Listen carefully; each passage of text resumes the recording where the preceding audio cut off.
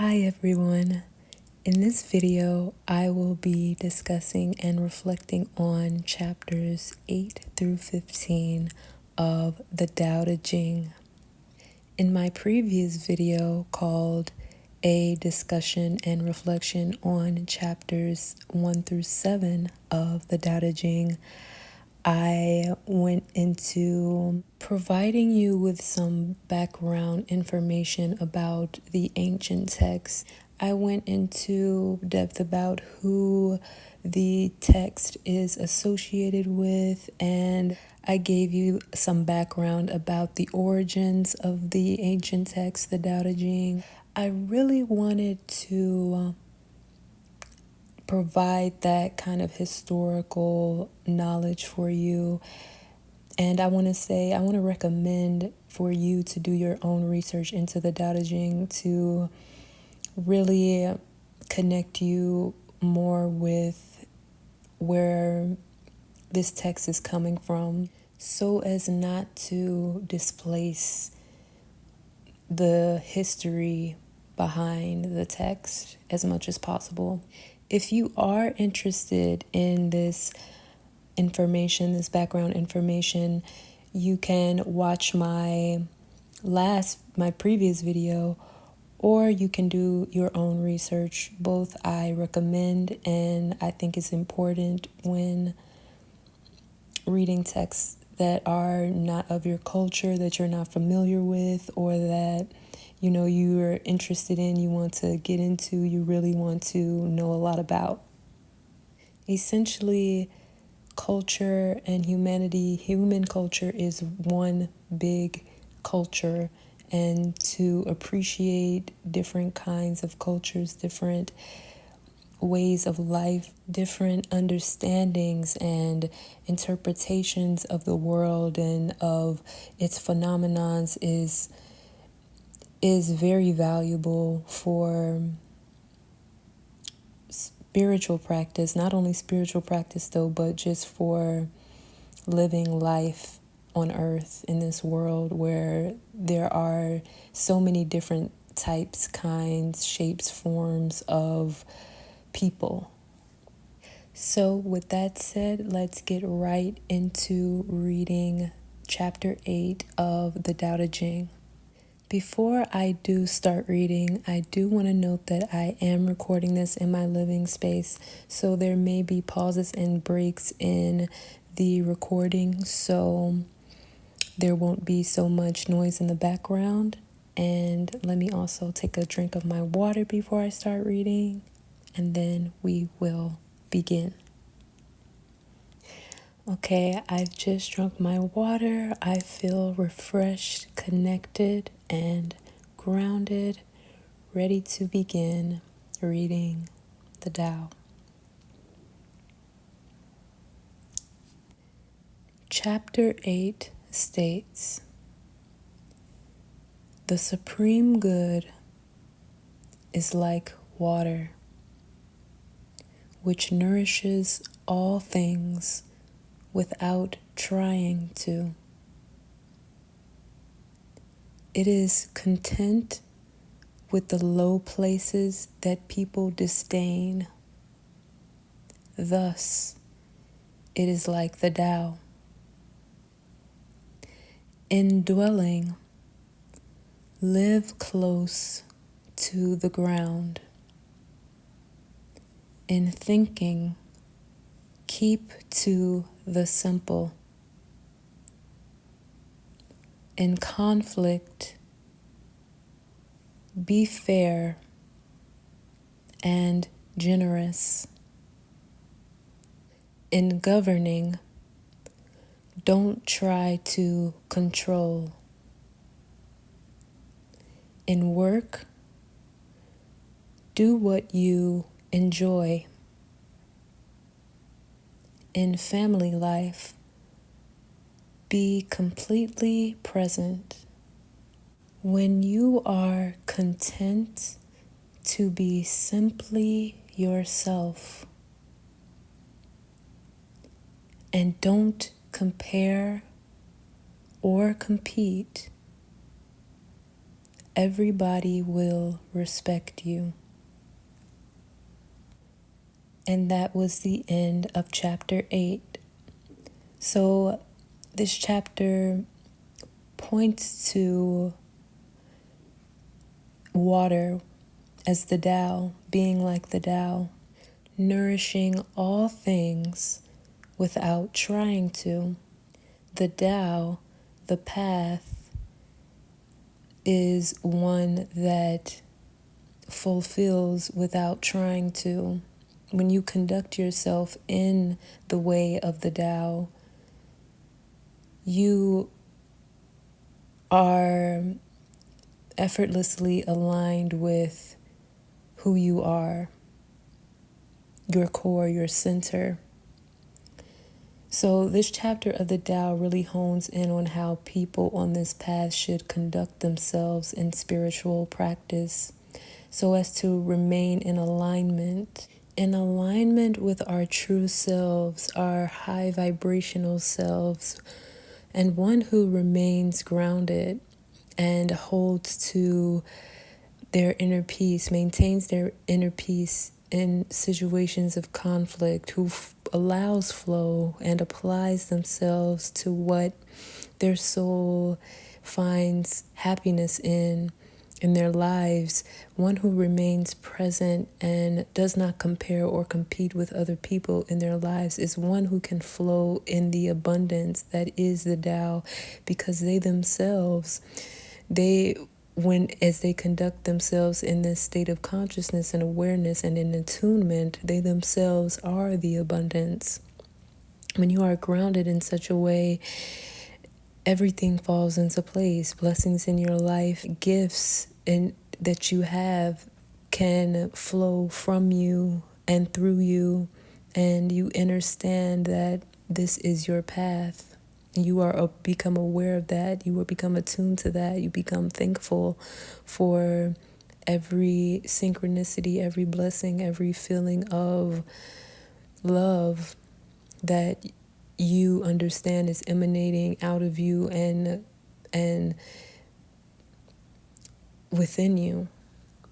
Let's move right on to chapter 9 of the Tao, which states, "Fill your bowl to the brim, and it will spill. Keep sharpening your knife, and it will blunt.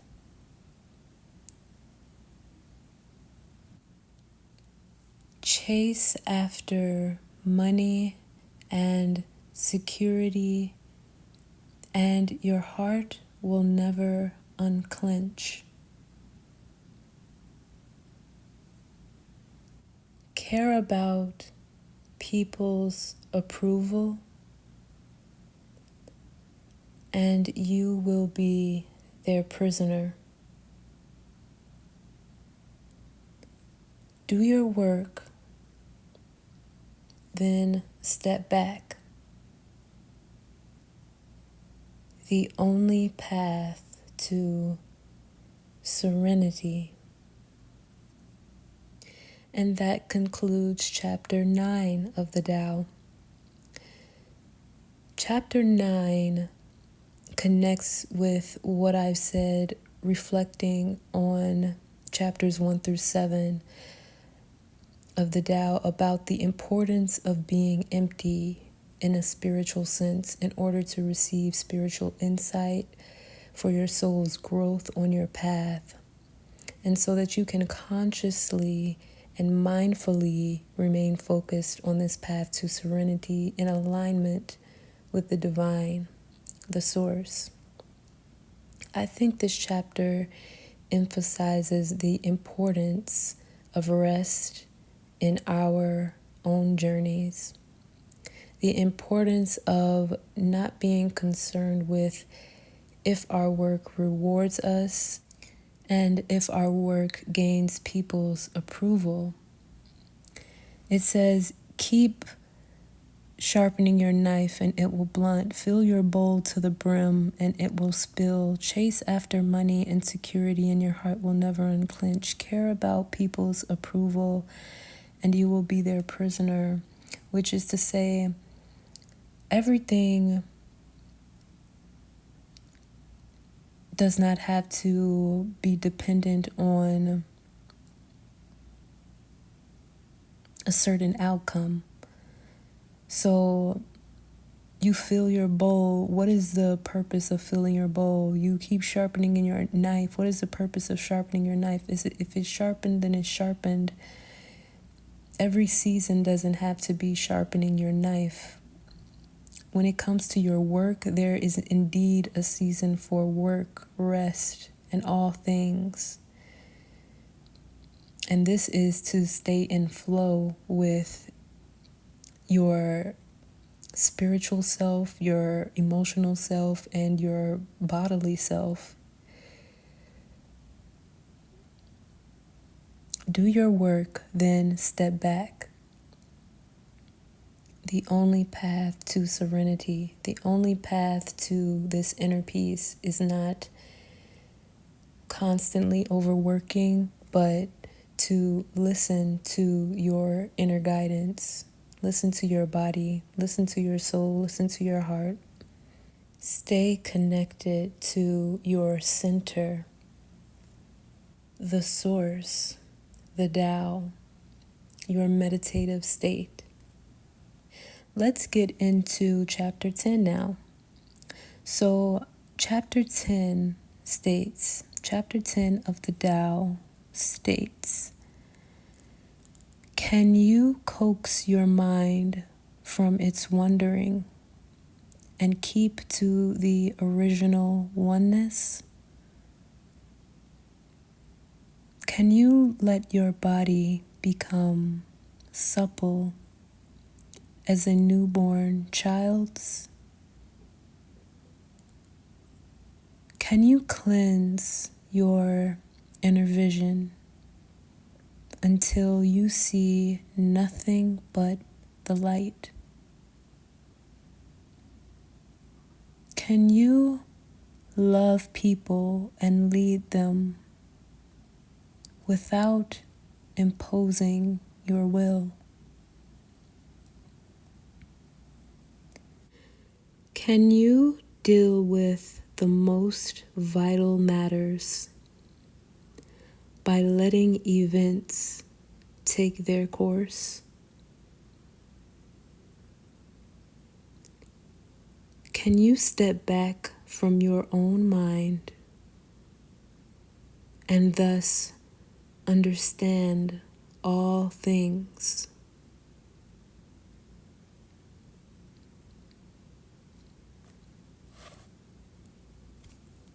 Giving birth and nourishing, having without possessing, acting with no expectations, leading and not trying to control. This is the supreme virtue. And that concludes chapter 10 of the Tao. In chapter 10, you are being asked, can you value these things? Can you coax your mind from its wandering? Can you remain focused, is what it's saying, and keep to the original oneness? Can you remain centered in the Tao? Can you remain focused on that emptiness, that darkness in darkness that leads to the light? Can you let your body become supple as a newborn child's? Can you allow yourself to be in that state of mind like a child who is ever learning and ever curious? Can you cleanse your inner vision until you see nothing but the light? You see how if at first the Tao specifically talks about darkness, darkness within darkness, but is now referring to light. Seeing nothing but the light. Cleanse your inner vision, that darkness within darkness, that stillness within yourself, that meditative state. Can you cleanse yourself to that point, to align yourself in that point of consciousness until you see nothing but the light? I think this is very important to note because the Tao, the source, the great mother is not defined, but called this darkness within darkness. And now we are speaking about light. Because if you have ever gone into a meditative state, you understand that your eyes have to be closed, and it's an inner journey of darkness that ultimately you are seeing light. You see light when you are in a meditative state, though your eyes are closed. And when you open your eyes from meditation, you see the world in more vivid color. Have you ever noticed that for yourself? Have you ever seen how the world looks different when you open your eyes after meditating for 20 minutes, 15, 20 minutes to an hour or longer? When you just take time to close your eyes and refresh your view, the world is so much more vivid.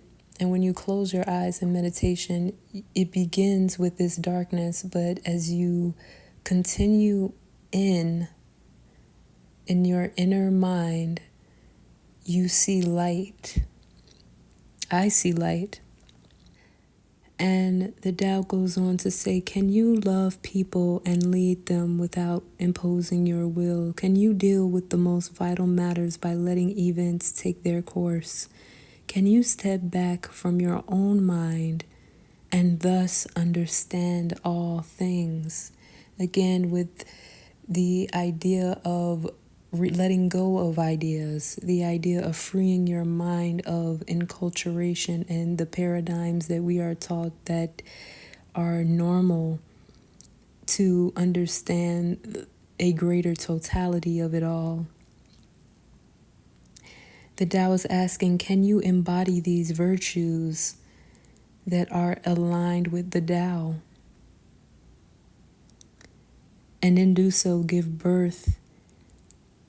birth and nourishing, having without possessing, acting with no expectations, leading and not trying to control.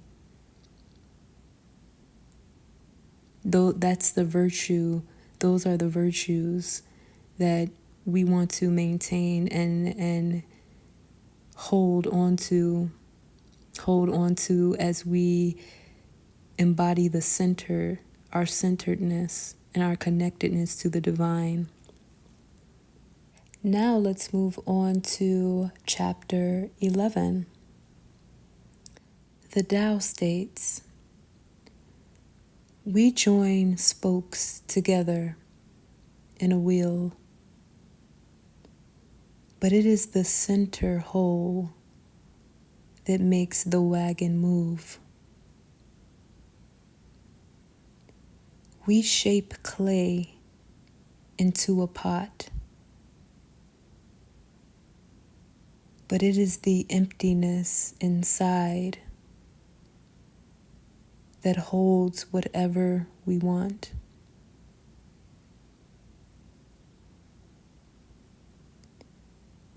We hammer wood for a house, but it is the inner space that makes it livable. We work with being, but non-being is what we use. And that concludes chapter 11 of the Tao Te Ching. Chapter 11 starts off by saying, we join spokes together in a wheel, but it is the center whole that makes the wagon move. I didn't quite know what spokes in a wheel referred to. So after searching spokes in a wheel, I found that this is referring to the rods connecting the hub to the rim, which provide strength, rigidity, and is what enables the wheel to rotate. So this is a part of the wheel that is essential for distributing the rider's weight, providing structural support, and maintaining the wheel's circular shape. The spoke is what allows the wheel to turn and is important because without the spoke, the wheel could be structurally weak and unable to rotate effectively and would be unable to support its intended load. And yet, what this chapter in the Tao is saying, what chapter 11 is saying, is that the spokes are less important. Though the spokes are important for the function of the wheel, the spokes are really less important than the center whole. And the center whole is what makes the wagon move. So instead of being concerned with spokes, and if there is something wrong with the spokes, we should remain focused on the center. I think this is saying that things happening around us should not shift our focus. Things that happen in our lives should not shift our focus from our center, our core, because that is the most important part in this path.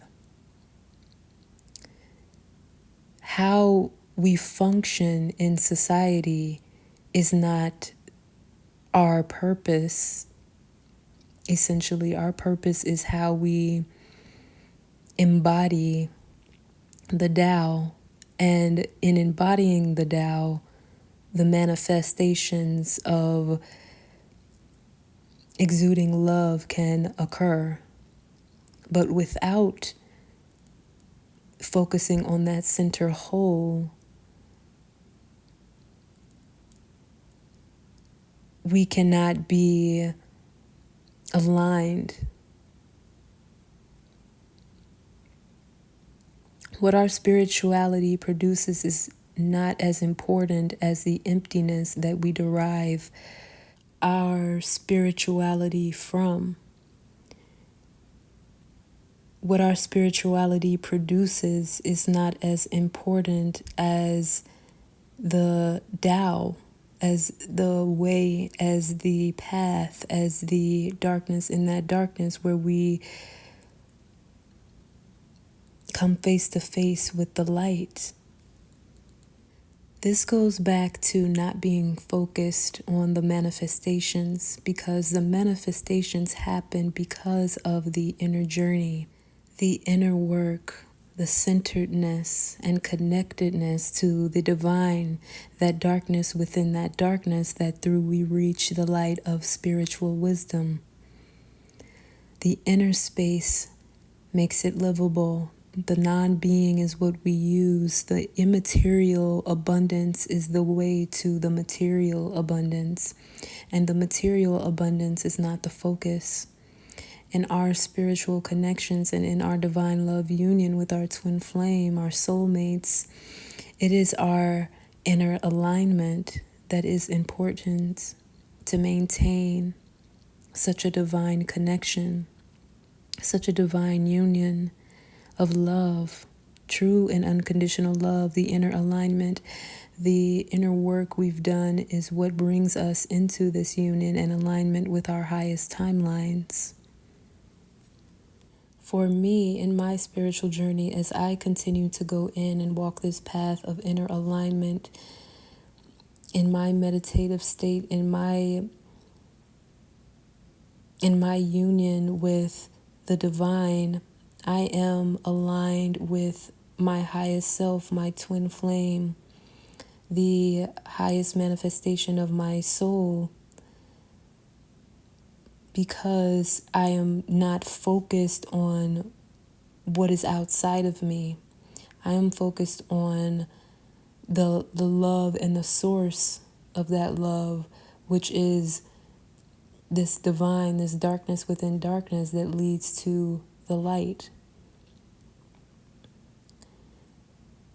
I choose alignment. And so union with all that aligns with me, all that mirrors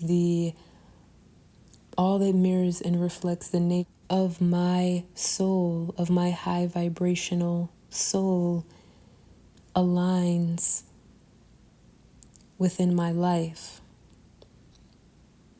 But this is not the focus. The focus is on that inner journey and on that inner vision that shows me my desired life that is aligned with who I am at my core and at my center, that is aligned with unconditional love, that source, that divine. This life that not only my soul desires and that truly feeds my soul in a spiritual way, in an energetic way,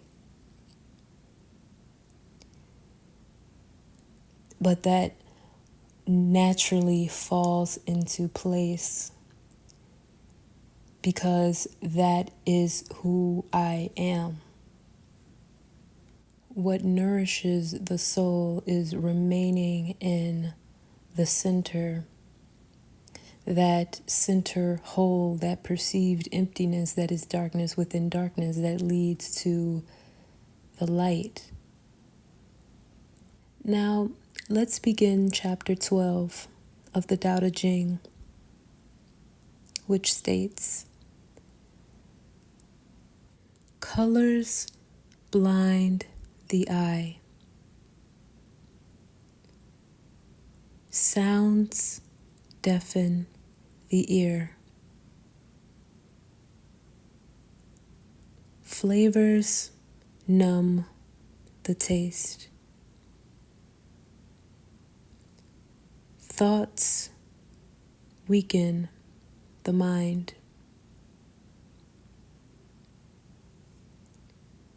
Desires wither the heart.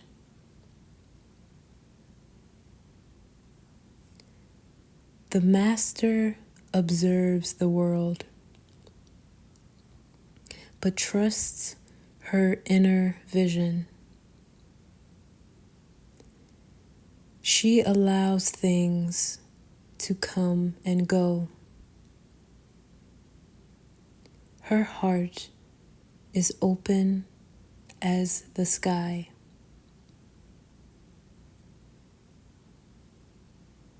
And this concludes chapter 12 of the Tao Te Ching. This chapter is emphasizing the unimportance of our senses when it comes to our spiritual practice, the spiritual practice of following the way, the Tao, the spiritual practice of meditation. Because in meditation, you have to be focused on that emptiness, that darkness within darkness that leads to the light. This goes directly back to the Tao, where the Tao says, keep filling your bowl to the brim and the water will spill over.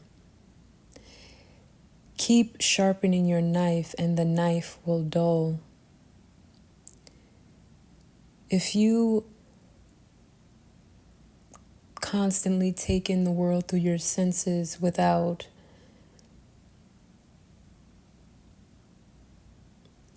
returning back to your center, closing your eyes in meditation, without fasting, for instance, you become kind of normalized to the natural miracle of life. And so it is important to, yes, observe the world, but to trust your inner vision. Trust what you cannot see, what you cannot taste. Trust the spiritual insight that comes to you in your space of meditation, and not the indoctrination of the world. Allow for things to happen, allow things to come and go, and be open. Let your heart be open as the sky, the Tao says.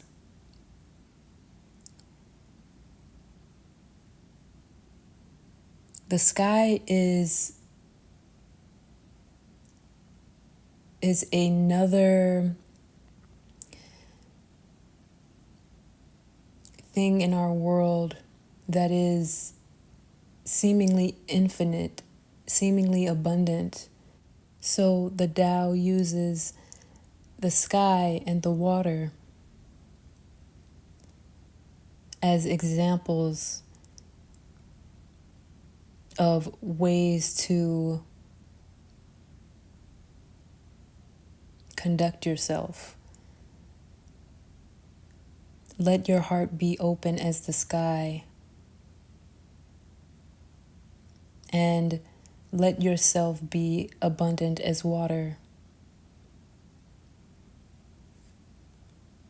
This chapter, I feel, is saying to fast from those things that lead us to take for granted the senses at times. Everything in moderation, everything has a season, because we can get lost in what we see and become unfocused on what we cannot see.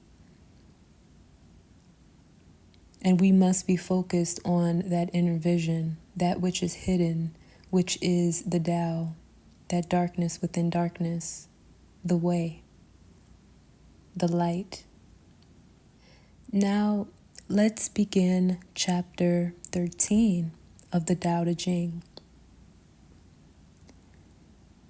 Success is as dangerous as failure. Hope is as hollow as fear. What does it mean that success is as dangerous as failure? Whether you go up the ladder or down it, your position is shaky. When you stand with your 2 feet on the ground, you will always keep your balance.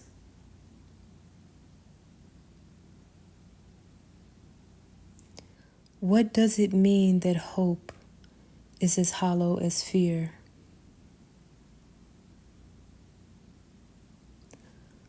Hope and fear are both phantoms. that arise from thinking of the self. When we don't see the self as self, what do we have to fear?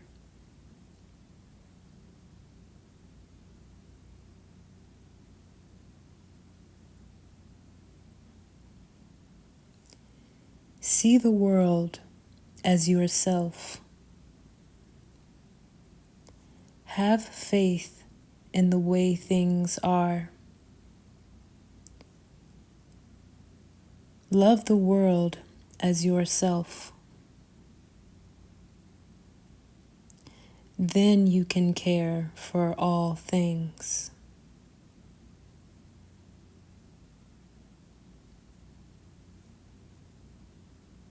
And that concludes chapter 13 of the Tao Te Ching.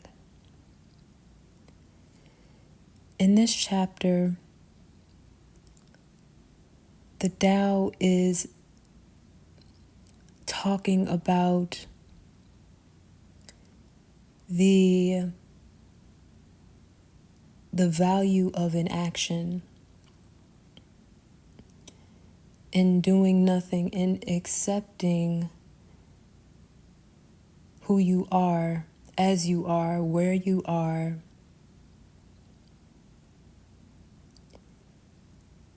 the value of not competing.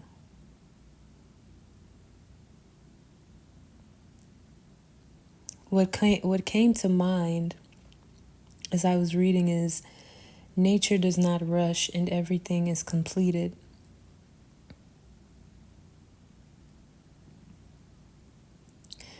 So we are divinely placed and divinely incarnated into these bodies.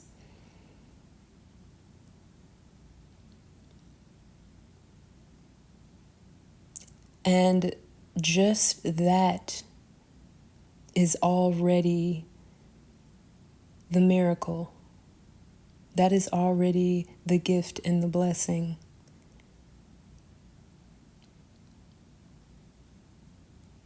We do not have to do much. We simply have to exist and exude the love and focus on the source that is that love.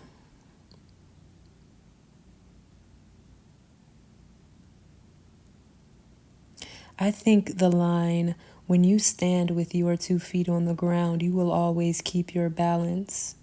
This groundedness, this word grounding is important.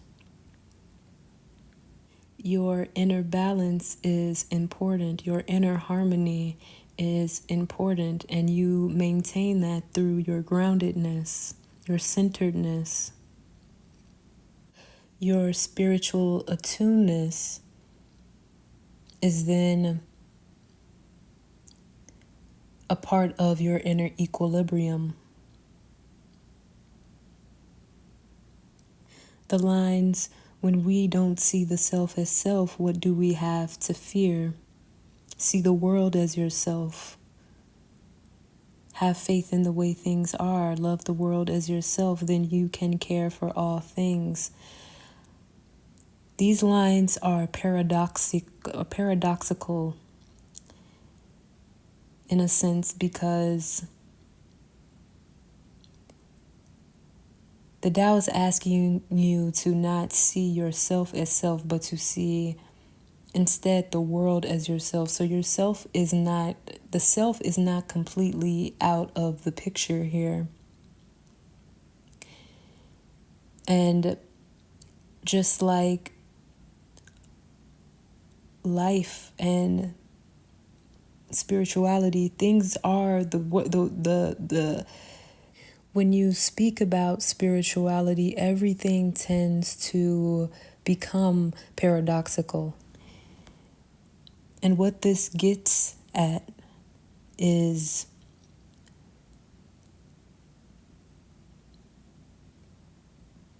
taking yourself out of the individual mind and placing yourself, putting your consciousness, opening your heart as open as the sky, putting your consciousness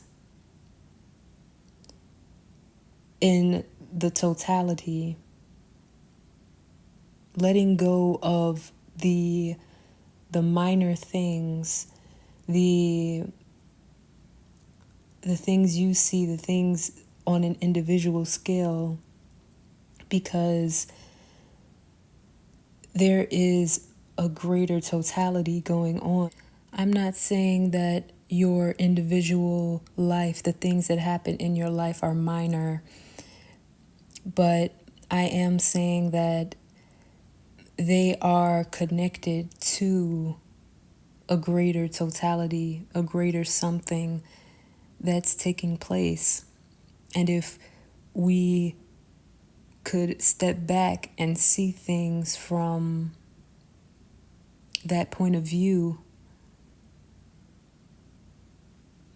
we are more connected to the abundance, the nature of the Tao, the nature of the divine. We become more connected to the centeredness and the source.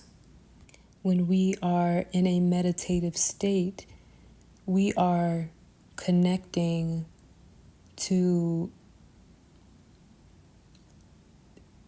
that which is much greater than ourselves. We are connecting to the divine. Let's begin chapter 14 of the Tao Te Ching. Chapter 14 of the Tao states, "Look, and it can't be seen. Listen, and it can't be heard. Reach, and it can't be grasped. Above, it isn't bright. Below, it isn't dark. Seamless, unnameable, it returns to the realm of nothing.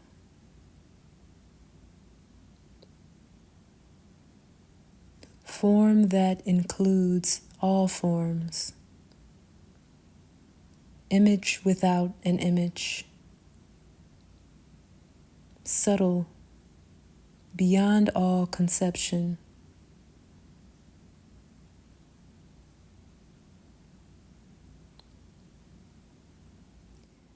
Approach it and there is no beginning. Follow it and there is no end.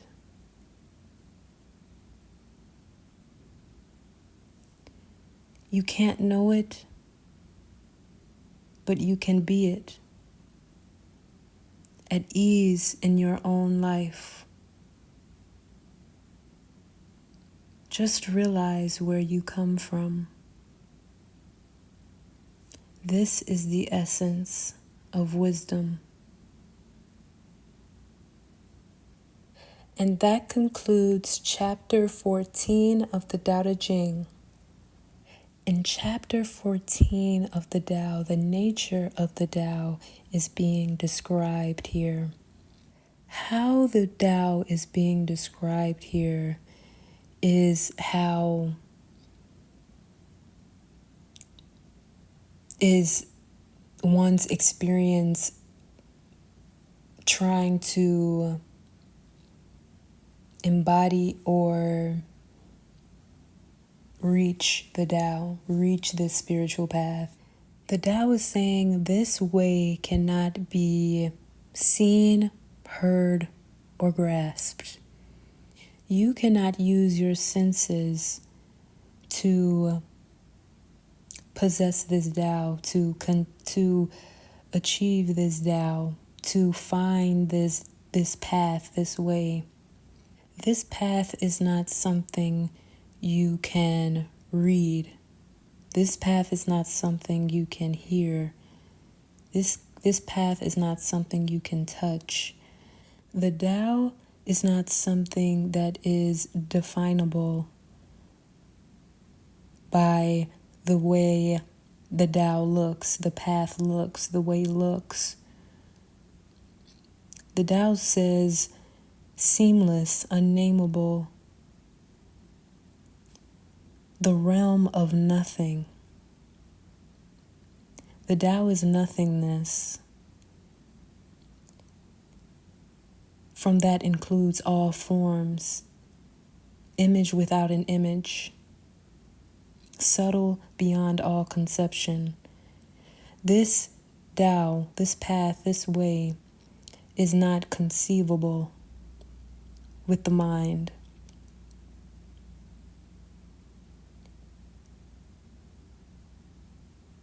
This Tao is art, and that this Tao, this path is your inner journey that you are. The line of the Tao that says, just realize where you come from. This is the essence of wisdom. Emphasizes that you are the Tao. You come from this source. You are divine in that sense that you came from the divine. Therefore, the divine is always within you. You can always access the Tao. You can always access this path. You can always go within to that place, that darkness within darkness that leads to the light. And this source is where you yourself, your soul, originates from. So therefore, thus, this source, this Tao, is what you are. Once you are aware of this, who you are, your origins, your source, the source of your soul, this is the essence of wisdom. Now let's begin chapter 15 of the Tao Te Ching. Chapter 15 of the Tao states, the ancient masters were profound and subtle. Their wisdom was unfathomable.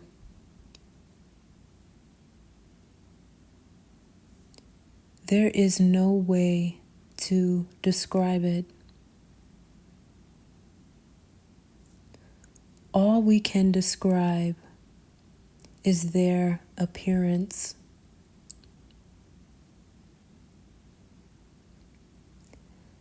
They were careful as someone crossing an iced-over stream,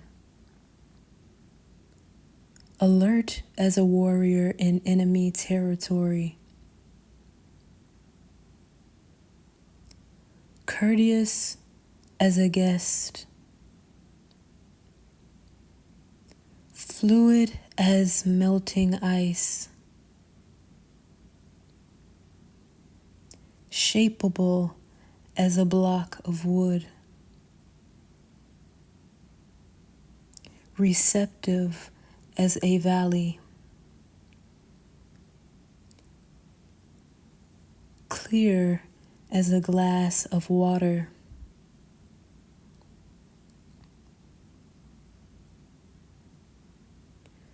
and that concludes chapter 15 of the Tao Te Ching. In this chapter, the Tao speaks on those who have embodied the path, those who are the nature of the Tao.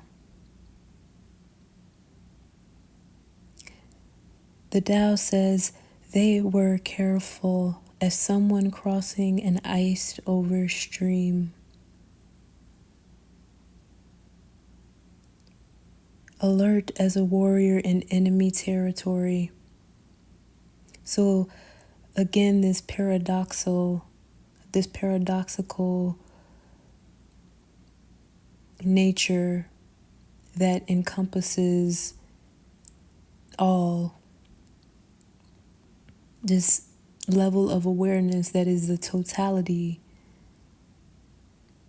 that comes from a place of abundance.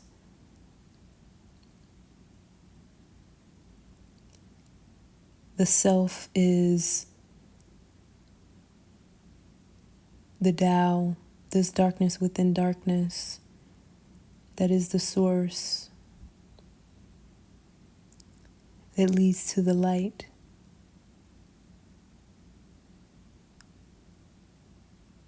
Clear as a glass of water, the Tao says. Shapeable, receptive, fluid, courteous, unfathomable wisdom that what only could be described about people who are on this path is their appearance. Because the path is essentially nothing.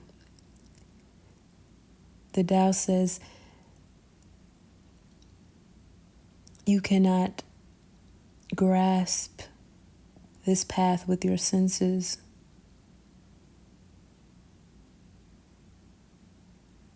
You can only really tell if someone is aligned in this way by their conduct, by their actions, what they virtue, what they find valuable, because really this is a path of inaction, of doing nothing. So there is no way to tell someone is on this path. The Tao asks, do you have the patience to wait till your mud settles and the water is clear? Can you remain unmoving till the right action arises by itself? Because in your not seeking fulfillment, you're not seeking, you're not expecting, you're remaining present, you're welcoming all things. You are the Tao. You are the abundance. You are the divine. You are the infinite.